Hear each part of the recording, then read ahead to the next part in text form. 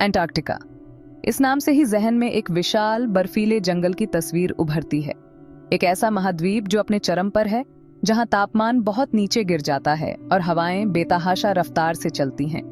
फिर भी इस बेहद खूबसूरती के नीचे एक रहस्य छिपा है, एक रहस्य जो एकदम साफ सफेद बर्फ पर क्रिम्सन दाग की तरह है।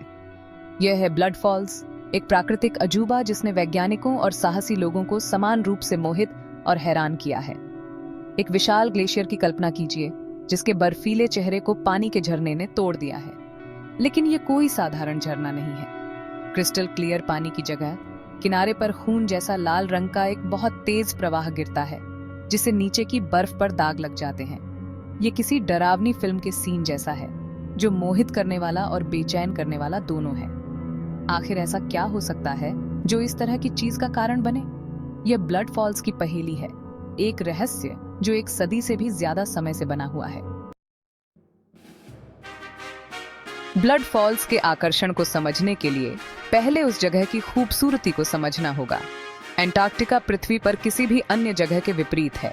ये सबसे ठंडा, सबसे ज्यादा हवा वाला और सबसे सूखा महाद्वीप है, जो बर्फ और बर्फ का एक विशाल विस्तार है, जो समय और प्राकृतिक शक्तियों द्वारा गढ़ा गया है। यह दृश्य सुंदर और क्षमा न करने वाला दोनों है, जो प्रकृति की कच्ची शक्ति का प्रमाण है। महाद्वीप का आंतरिक भाग एक ध्रुवीय रेगिस्तान है, जहां सहारा रेगिस्तान से भी कम वर्षा होती है। हालांकि तटीय क्षेत्र जीवन से भरपूर हैं, पेंगुइन और सील से लेकर व्हेल और समुद्री पक्षी तक। फिर भी इस कठोर वातावरण में भी जीवन अपना रास्ता खोज ही लेता है। ये बिल्कुल उलट स्थिति सूखे आंतरिक भाग और जीवन से भरपूर तटों के बीच ब्लड फॉल्स के रहस्य को और बढ़ा देती है। इस पहले से ही अलौकिक परिदृश्य में इतनी अजीबोगरीब चीज कैसे मौजूद हो सकती है? साल था 1911। ऑस्ट्रेलियाई भूविज्ञानी ग्रिफिथ टेलर के नेतृत्व में खोजकर्ताओं की एक टीम को एक ऐसा नजारा देखने को मिला जो हमेशा के लिए उनकी यादों में बस गया। वहां मैकमर्डो ड्राइव वैलीज के ग्लेशियरों के बीच एक झरना था, जो ग्लेशियर की जीभ से नीचे गिर रहा था। इसका पानी गहरे, बेचैन करने वाले लाल रंग से सना हुआ था। उन्होंने इसका नाम ब्लड फॉल्स रखा, और यह सही ही था। यह नजारा इतना अप्रत्याशित था, आसपास की बर्फ की बिल्कुल साफ सफेदी के मुकाबले इतना अजीब था कि यह मानो अलौकिक लग रहा था। तुरंत ही सवाल उठने लगे, क्या यह खून था, कोई अज्ञात खनिज भंडार, या पूरी तरह से कुछ और? ब्लड फॉल्स का रहस्य शुरू हो गया था। ब्लड फॉल्स की खोज ने अटकलों की एक लहर दौड़ा दी। कुछ लोगों ने यह अनुमान लगाया कि लाल रंग के लिए लाल शैवाल जिम्मेदार थे। दूसरों ने सुझाव दिया कि यह आयरन ऑक्साइड के कारण था, या शायद बर्फ के भीतर किसी अज्ञात रासायनिक प्रतिक्रिया के कारण था। फिर भी ठीक से जांच करने के साधनों के बिना ब्लड फॉल्स की असली प्रकृति मायावी बनी रही। 20वीं सदी की शुरुआत में दुनिया के इस सुदूर कोने में अभियान बहुत कम और बीच बीच में होते थे। पानी और आसपास के वातावरण का विश्लेषण करने की तकनीक ही उपलब्ध नहीं थी। ऐसा लग रहा था कि ब्लड फॉल्स कुछ समय के लिए अपने रहस्यों की रक्षा करेगा। हालांकि रहस्य ने सिर्फ कल्पना को हवा दी। वैज्ञानिक और आम जनता समान रूप से लाल रंग के झरने की पहेली से मोहित थे।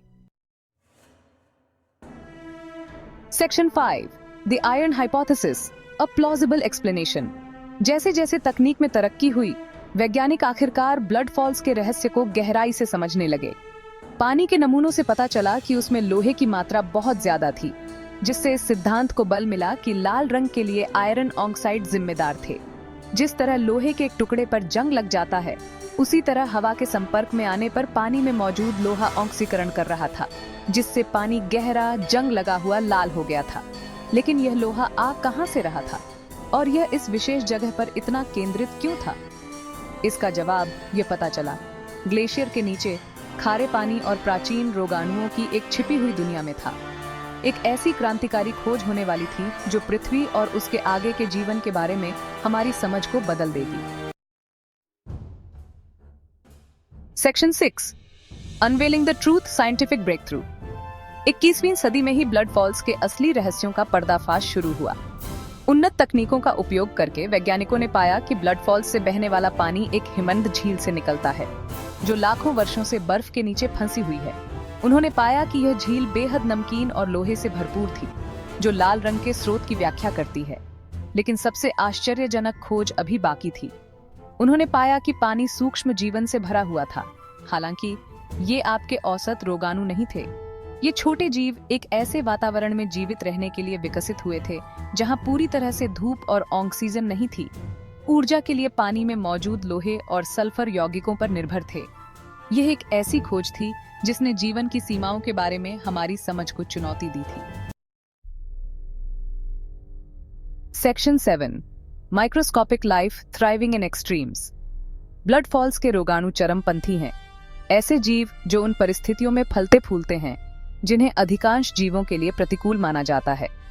वे कीमोलिथोन्टोट्रॉफ्स नामक एक समूह से संबंधित हैं, जिसका अर्थ है कि वे धूप के बजाय अकार्बनिक यौगिकों से जुड़ी रासायनिक प्रतिक्रियाओं से ऊर्जा प्राप्त करते हैं। ब्लड फॉल्स के मामले में ये रोगाणु अपने चयापचय को ईंधन देने के लिए पानी में मौजूद लोहे का उपयोग कर रहे थे, एक ऐसी प्रक्रिया जो उप उत्पाद के रूप में आयरन ऑक्साइड को मुक्त करती थी।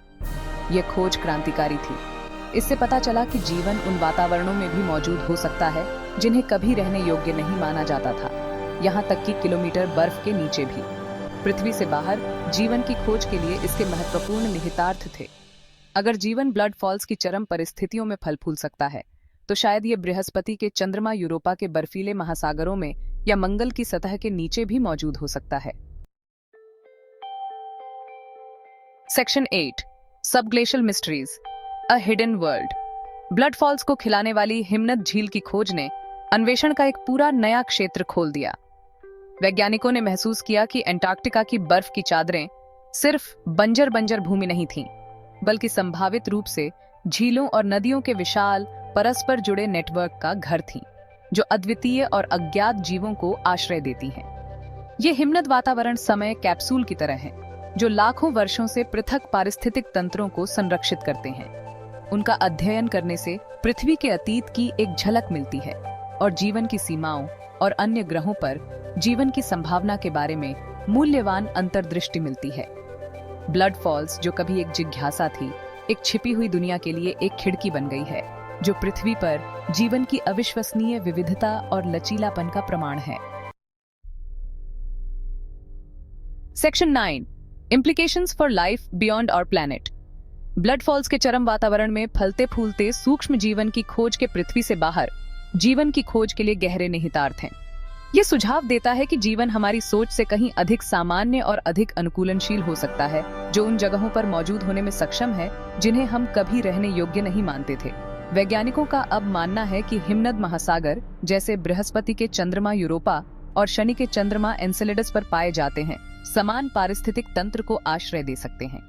ये महासागर किलोमीटर बर्फ के नीचे छिपे हुए जीवन के लिए आवश्यक सामग्री रख सकते हैं, जिसमें पानी, ऊर्जा स्रोत और आवश्यक रासायनिक बिल्डिंग ब्लॉक शामिल हैं।